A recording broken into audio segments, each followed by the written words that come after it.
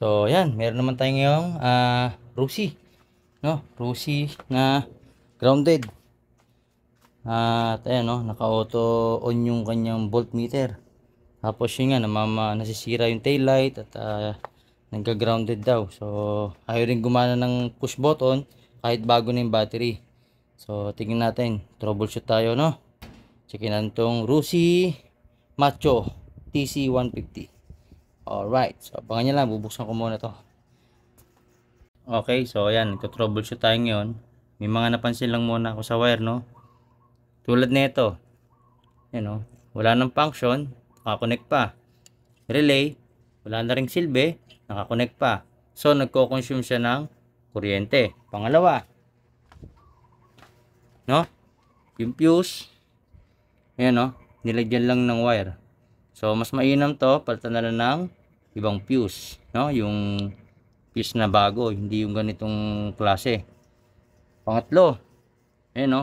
Indication ng loose contact. Nasusunog yung goma. Ito yan, no? Tingnan nyo, ha? Ayan, no? Tingnan nyo mawigi, ha? O, yun, no? Loose contact.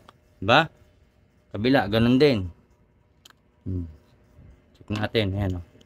Positive. Ayan. So, check natin. Naglag pa. Buti na lang. Baba lang. Ayan, o. Kita nyo? Loose contact. Ayan, o. Naglulus. Ayan.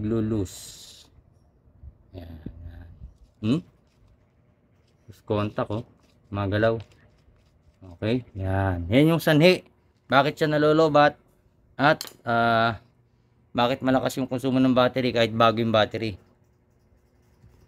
Siyempre yung motor mabibrate, no? Tricycle to, mabibrate. So, tignan ko muna, i-charge ko. Wala naman siyang grounded. Yun nga lang, may mga nakakonect na hindi naman na nagpa-function, tanggalin na. Pagka ganun kasi, alisin na lang kasi magkokos pa yun ng consume ng battery. Lalo na yung mga nakarekta sa red wire. So, hindi naman kailangan irekta sa red wire. No, maglagay ng sariling terminal kung maglalagay ng relay. Lagyan nyo rito ng positive and negative papuntang relay.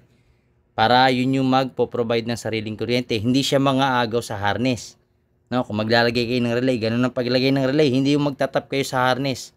Kasi masisira lang yung harness. Kaya nga stock harness ibig sabihin pang-stock lang yan. Huwag yung papatungan ng kung ano-ano. Huwag kayong magsasapal ng relay, ng ilaw. Mas maganda may sariling relay.